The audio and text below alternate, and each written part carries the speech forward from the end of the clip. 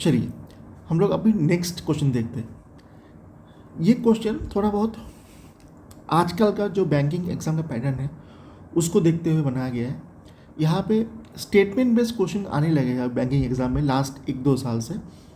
उसी का उसी पैटर्न को फॉलो करते हुए ये क्वेश्चन दिया गया है। ये थोड़ा मिस अलाइनमेंट हुआ है, ठीक है। इलेक्ट्रिक व्हीकल, इसके बारे में बोला जा रहा है electric vehicle sales increased from 50,000 in 2016 to 2.08 million in 2024। क्या जो ये स्टेटमेंट है, क्या ये स्टेटमेंट सही है या गलत है? Similarly government seeks to attain a 30% of share of EVs in total vehicle sales by 2030। मतलब ये बोलना चाह रहा है क्या गवर्नमेंट का कुछ ऐसा प्लान है क्या कि 2030 तक जितने भी टोटल सेल होगा व्हीकल का उसका 30% EVs होंगे। क्या ये दोनों के दोनों स्टेटमेंट सही है, गलत है, क्या है, आपको बताना है। तो ये दोनों के दोनों जो स्टेटमेंट है, ये दोनों के दोनों स्टेटमेंट करेक्ट है, बिल्कुल ठीक है। आपको ध्यान रखना है कि ये जो EV को लेके EV रिगार्डिंग जो और एक रिपोर्ट आया है वो उसमें एक चीज़ मेंशन करने वाला है। वहाँ पे ये है कि जो E-वेस्ट है, E-वेस्ट है ना, E-वेस्ट, इंडिया ई-वेस्ट जनरेशन में, इंडिया ई-वेस्ट जनरेशन में 3rd लार्जेस्ट है, लार्जेस्ट ई-वेस्ट जनरेटर। इसका अगर हम रैंकिंग बनाएंगे वर्ल्ड वाइड तो इंडिया 3rd नंबर पे आता है।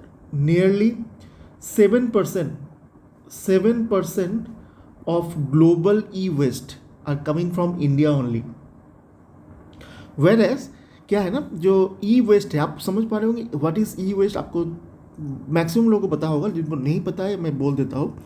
ई-वेस्ट क्या है? ई-वेस्ट मान लो आपके घर में बहुत सारा जो इलेक्ट्रॉनिक गैजेट है वो पुराना हो चुका है और या फिर प्रॉपरली काम नहीं करते, लेकिन आप उसको अभी भी रखे हुए हो जस्ट बिकॉज कि आपका उसके साथ कुछ मेमोरीज़ है या फिर आपका लगाव है। एंड आखिर में जब वो आप क्या करते हो कि लास्ट तक उसको आप यूज़ भी नहीं करते हो और किसी प्रॉपरली उसको ठीक भी मेंटेन भी नहीं कर रहे हो, उसको रिपेयर भी नहीं कर रहे हो और लास्ट तक उसको कहीं पे डंप कर दे रहे हो। तो ये डंप करने की वजह से जब लास्ट तक जो प्रोसेस होगा वो डंपिंग, तो ये एनवायरनमेंट में लीड, मर्क्यूरी, ये सब एनवायरनमेंट में छोड़ेगा वो ई-वेस्ट जो आप इलेक्ट्रॉनिक गैजेट सबको छोड़ दिए हो। लास्ट प्रोसेस में बोल रहा हूँ, ऐसा तो नहीं है कि आपके घर में ज़िंदगी भर रह जाएगा, नहीं, कहीं ना कहीं तो वो डंप करोगे आप। जो उसका लास्ट रिजल्ट है ना, लास्ट प्रोसेस, वो इसमें कन्वर्ट हो जाएगा जब भी आप उसको डंप करेंगे। तो ये लीड, मार्करी, ये सब हमारे एनवायरनमेंट के लिए या फिर जो ओवरऑल हमारा डाइवर्सिटी है, बायोडाइवर्सिटी है, उसके लिए बहुत ख़राब है, ठीक है। तो ये वर्स्ट जनरेशन में इंडिया का जो रैंकिंग है वो 3rd है। 7% of total e-waste are coming from India. आपको ये भी ध्यान रखना है थोड़ा बहुत, जो रिसाइकलिंग रेट है, रिसाइकलिंग रेट से क्या मतलब, ये जो ई-वेस्ट के बारे में बोल रहा था, मैं क्या बोल रहा था कि जो आप यूज़ नहीं कर रहे हो ऐसा चीज़ है, ऐसा इलेक्ट्रॉनिक गैजेट सबको, अगर आप उसको प्रॉपरली किसी जगह से रिपेयर कर लेते हो तो वो हो सकता है कि फिर से काम करने लगे, लेकिन आप ऐसा नहीं करते हो मैक्सिमम टाइम या बहुत टाइम या most of the time, sorry.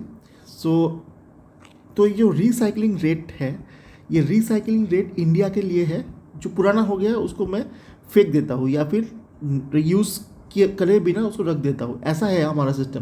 लेकिन अगर आप उसको रिसाइकलिंग करते हो, रिसाइकलिंग रेट जो इंडिया का है वो 10% है, जो कि बहुत ज़्यादा कम है। जो एवरेज जो बाकी ग्लोबल वाइज अगर आप देखेंगे, रिसाइकलिंग रेट का एवरेज जो है रेट जो है वो 22% के करीब है।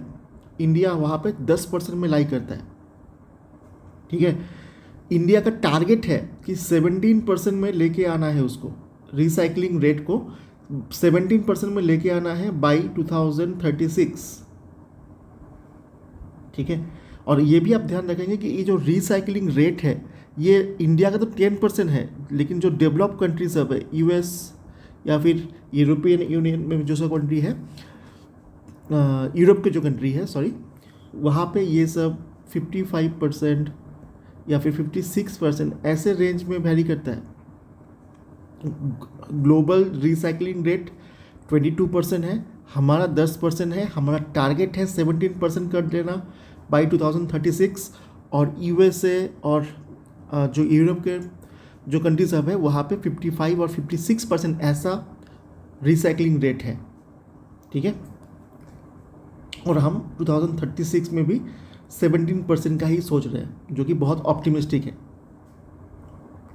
चलो, इस क्वेश्चन से हम इतना डिस्कशन कर लिए, नेक्स्ट क्वेश्चन में आते हैं। अच्छा, flagship scheme of ESIC. ESIC क्या है? First of all, employ state insurance corporation, employees state insurance corporation है ना। उनका स्प्री बोल के जो फ्लैगशिप एक स्कीम है उसको एक्सटेंड किया गया है फॉर 1 मंथ। आपसे पूछा गया था कि P, what does P stands for. अब स्प्री का जो फुल फॉर्म है वो है scheme for promotion of registration of employers and employee। तो आप आसानी से क्वेश्चन के आंसर कर सकते हैं, है ना। P for P stands for what? Promotion, ठीक है। ये बेसिकली 1 जुलाई 2025 में ये स्कीम लॉन्च हुआ था, ऑपरेशन हुआ था, तो फर्स्ट ऑपरेशन स्टार्ट हुआ था, ऑपरेटिव हुआ था बेसिकली, ठीक है। और किसके द्वारा ये किया गया था? डॉक्टर मनसुख मंडाविया।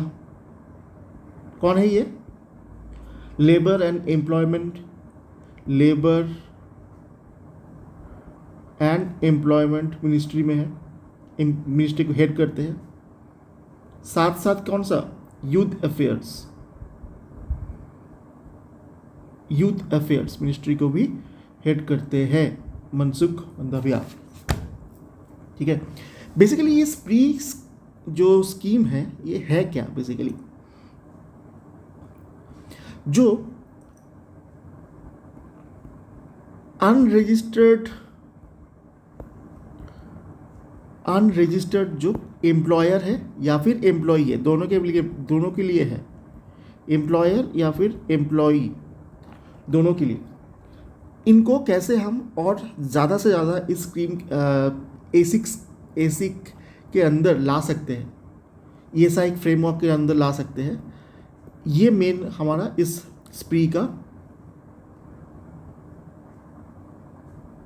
का मेन मोटिव था, ठीक है। You can understand it. अच्छा, ESI तो मैं बोल रहा हूँ, ESI फ्रेमवर्क ये है क्या? Basically ESI employ state insurance, ये वर्क कैसे करता है? मान लो किसी एक कंपनी में, मान लो कोई भी एक कंपनी जिसमें मोर देन 10 एम्प्लॉई है, वो कंपनी इस एसिक के अंडर ESI स्कीम फ्रेमवर्क में अपने आप को रजिस्टर कर सकता है। होता क्या है इसमें? किसी का अगर कैसे ऑपरेट करता है, अगर आपसे पूछता है या जानना है आपको ध्यान ही रखना है कि अगर किसी एम्प्लॉय का मंथली सैलरी 21,000 के कम है तो वो ESI फ्रेमवर्क के अंदर आ सकता है, ठीक है। पहला बात, ESI फ्रेमवर्क के अंदर आने के लिए लेस देन 21,000 सैलरी एक क्या बोला गया है, इसको एक पैरामीटर डिसाइड कर दिया गया है। तो जब आप ESI के अंदर आ जाओगे तो क्या होगा, ये एक बेसिकली टर्म इंश्योरेंस, और टर्म इंश्योरेंस भी नहीं बोल सकते, term insurance plus health insurance दोनों की तरह काम करता है ना। इसमें क्या होता है ना कि आपका जो जितना भी आपका सैलरी है उसका 4% आप कंट्रीब्यूट करते हो या काट लेते हैं आपके सैलरी से, 4% ऑफ सैलरी, ठीक है।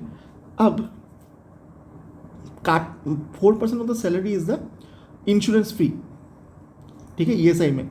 अब इसमें बेसिकली मज़े की बात यह है कि जो 4% टोटल बोला जा रहा है, इसका 3.25% तो आपका जो एम्प्लॉयर है, एम्प्लॉयर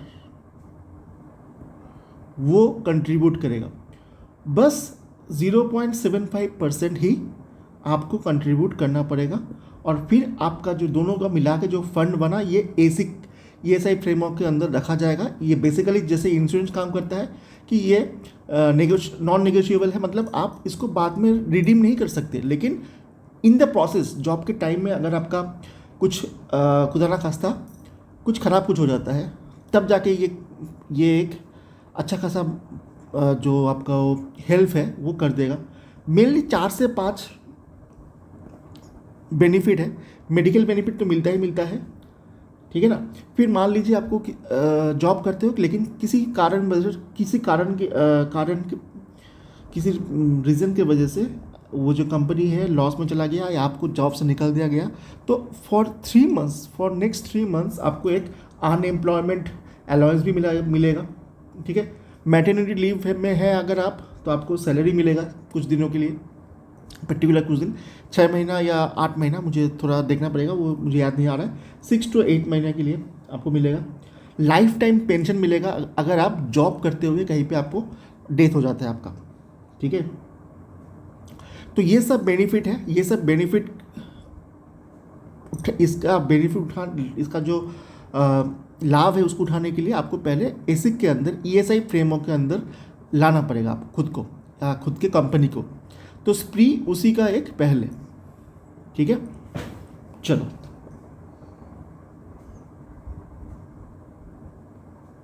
नेक्स्ट क्वेश्चन में आता है। The government has decided to keep interest rate unchanged across major small saving scheme for 7 consecutive quarter।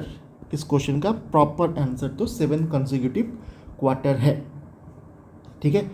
7 थाला फॉर ए रीजन, है ना। वैसे सीएसके का टाइम अभी बहुत खराब चल रहा है, थाला को भी बहुत गाली पड़ रहा है, लेकिन कुछ भी हो, there is only one boss,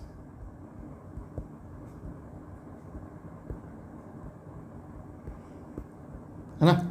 चलो बहुत इधर उधर का बात कर लिया, अब बेसिकली काम का बात करते हैं। क्या है यहाँ पे major small saving scheme, major small saving scheme, इसके अंदर क्या क्या है बेसिकली। अगर आप नॉर्मल एकदम ब्रॉडली देखेंगे ना, तो सबसे पहला नाम जो मुझे याद आता है वो है सुकन्या स्कीम।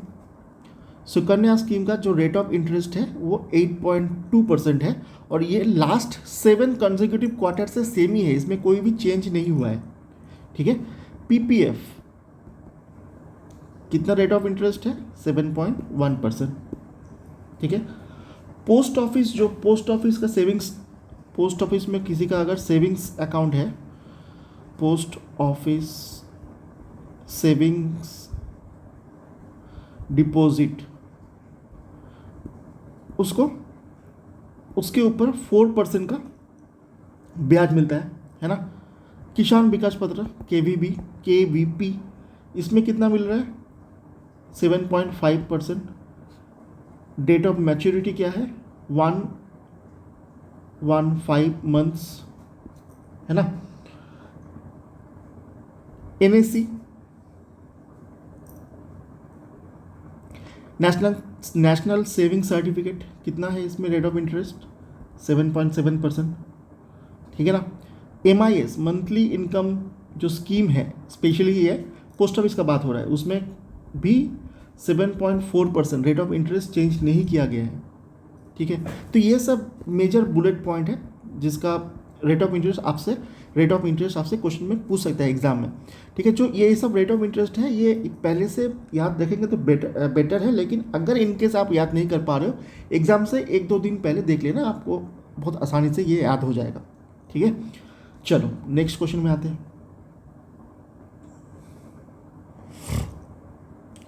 प्रधानमंत्री मातृ Vandana Yojana is a central sponsored scheme by Ministry of Women and Child Development.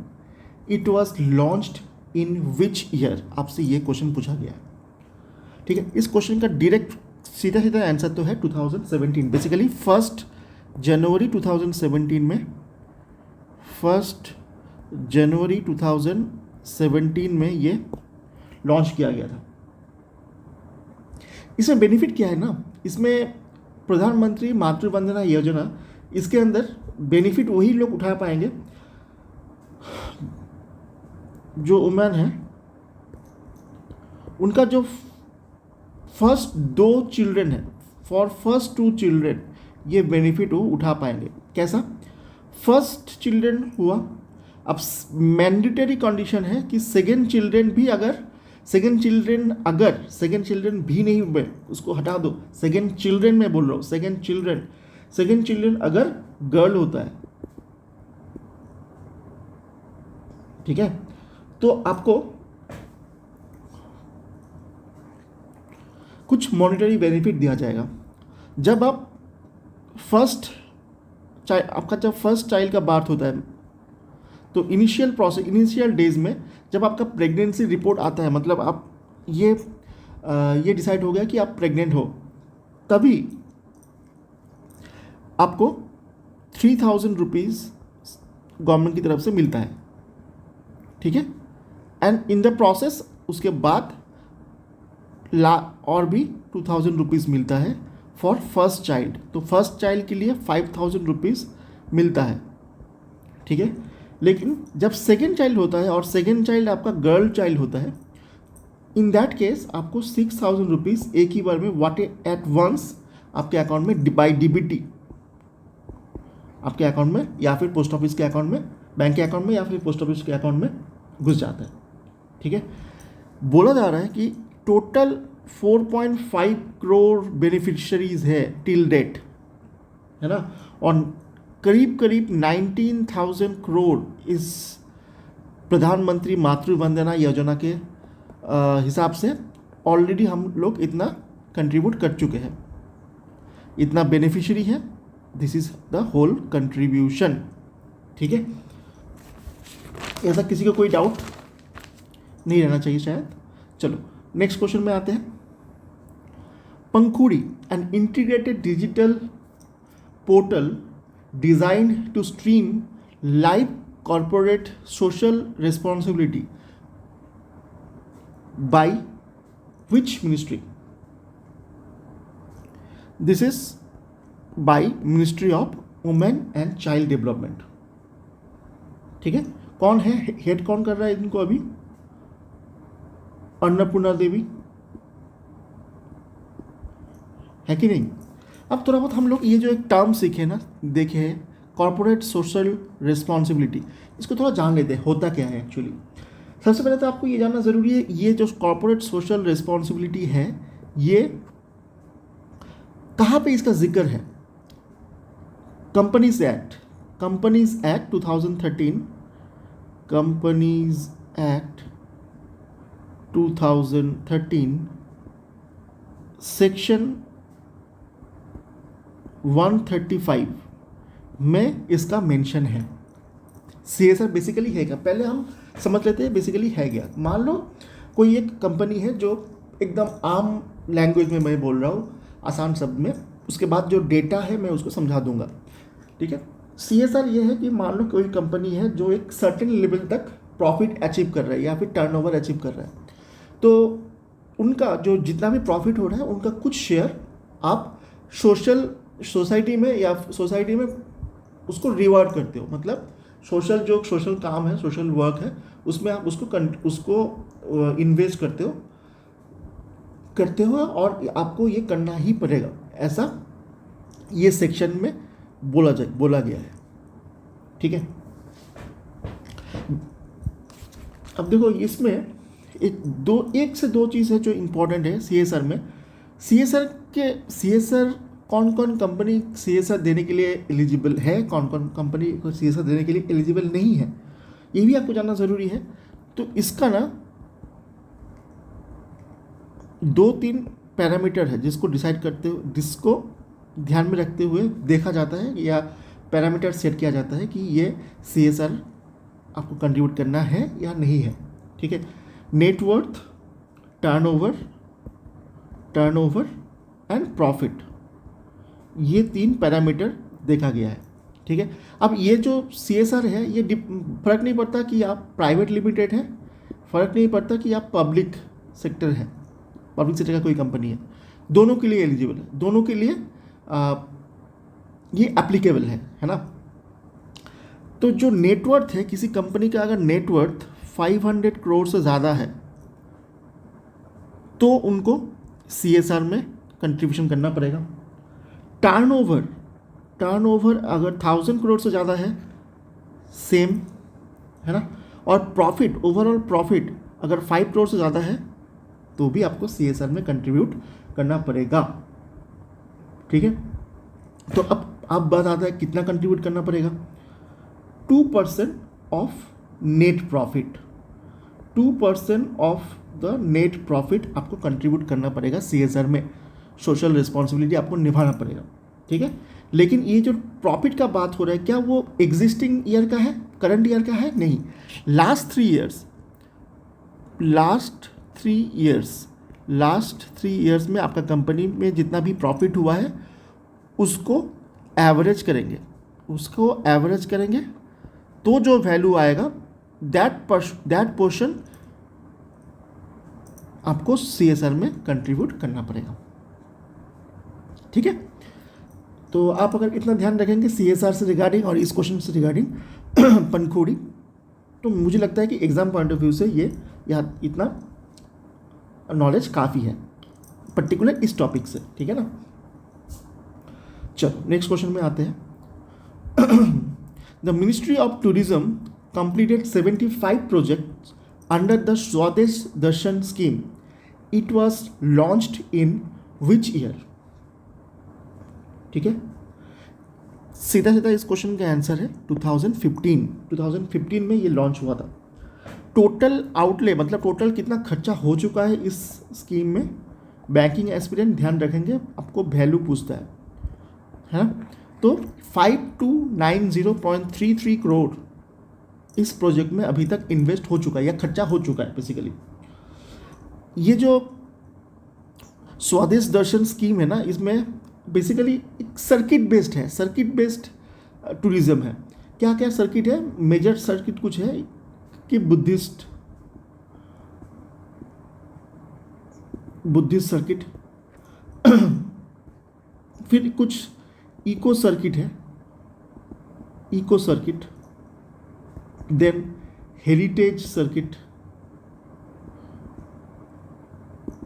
ठीक है, हिमालयन सर्किट भी है, हिमालयन सर्किट। तो ये ध्यान रखेंगे आप, ये वैल्यू और ये वैल्यू आपको जानना ज़रूरी है। ठीक है, चलो नेक्स्ट क्वेश्चन में आते हैं। The Supreme Court of India has entered into a MOU with Apex Court of which country to facilitate the exchange of young legal professionals? मतलब उस कंट्री का लीगल जो प्रोफेशनल है, यंग लीगल प्रोफेशनल, उनको भारत में आके सुप्रीम कोर्ट में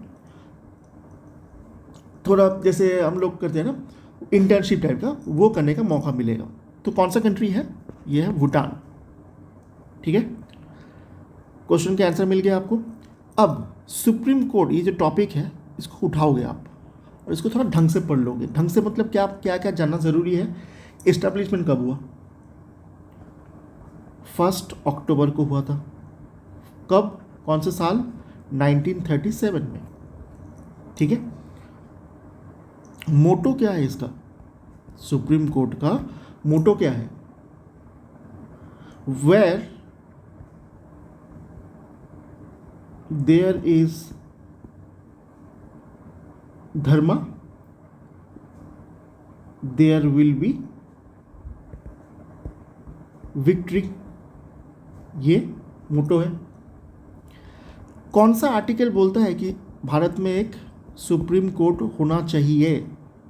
article number 124। ठीक है, और क्या जानना जरूरी है आपको? अभी कौन है सुप्रीम कोर्ट का जज? अभी सुप्रीम कोर्ट का चीफ जस्टिस कौन है? सूर्यकांत।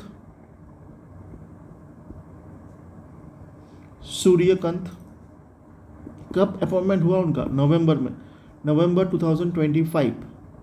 आपको ये ध्यान रखना है कि 65 एज तक ही कोई रह सकता है, उसके बाद उसको रिटायरमेंट लेना पड़ेगा सुप्रीम कोर्ट से। ठीक है, और सूर्यकांत कौन से जगह से है, कौन से स्टेट से है? आप थोड़ा ध्यान रखेंगे कि ऐसा क्वेश्चन पूछता है, जो फेमस पर्सनैलिटी है वो कहाँ से है, कौन से स्टेट से है। ठीक है, और सूर्यकांत ये भी ध्यान रखेंगे, सूर्यकांत जी 53rd नंबर चीफ जस्टिस है ना। और ये तो पता ही होगा आपको, फिर भी मैं बोलने के लिए बोल देता हूँ कि जज, ये जो supreme chief justice of India है, इनको कौन इसको ठीक करता है, कौन इसको, इसका अपॉइंटमेंट कौन होता है? अपॉइंटमेंट कौन देता है? प्रेसिडेंट ऑफ इंडिया, वही चूज़ करते हैं। ठीक है, तो इतना नॉलेज अगर आप रखेंगे आप इस क्वेश्चन से, तो आपका बात बन जाएगा। चलो next question. Sovereign core, an AI ready software for enterprise, government and service provider is made by which technical giant? Answer is IBM। इन सब के बारे में हम लास्ट वीडियो में ही काफ़ी कुछ डिस्कशन किए थे। इनका वर्थ क्या है, कितना टोटल वैल्यूएशन है, ये सब कंपनी का हेडक्वार्टर कहाँ पे, हेड कहाँ पे है। तो अगर आप वो वीडियो नहीं देखे हो तो प्लीज़ लास्ट वीडियो देख लेना। ठीक है, इसमें मैं और ज़्यादा कुछ डिस्कशन नहीं कर रहा हूँ। ये ध्यान रखेंगे कि सोवेरियन कोर में जो टेक्नोलॉजी यूज़ हुआ है, वो टेक्नोलॉजी का नाम क्या है? Red hat technology. आपको रेलवे के एग्ज़ाम में ऐसा क्वेश्चन पूछा जा सकता है। ठीक है, रेड हैट टेक्नोलॉजीज। ठीक है, चलो नेक्स्ट क्वेश्चन, आज के सेशन का लास्ट क्वेश्चन है शायद। हाँ, PFRDA has revise the investment management fee IMF structure for pension funds to safeguard subscriber interest with effect to 1st April 2026. Recently, who has been appointed as the chairperson of NPS Trust Board? ठीक है, सबसे पहले तो आपको ये जानना जरूरी है कि PFRDA का हेड कौन है और हेडक्वार्टर कहाँ पे है। हेडक्वार्टर कहाँ पे है? न्यू दिल्ली में है। ठीक है, और हेड कौन कर रहा है? S रामन। कितने साल के लिए अपॉइंटमेंट हुआ है इनका? 5 ईयर्स के लिए अपॉइंटमेंट हुआ है इनका। किनको सक्सेस किया करके ये आए हैं अभी? Deepak Mohanty, very famous name for competitive exam, Deepak Mohanty, है ना।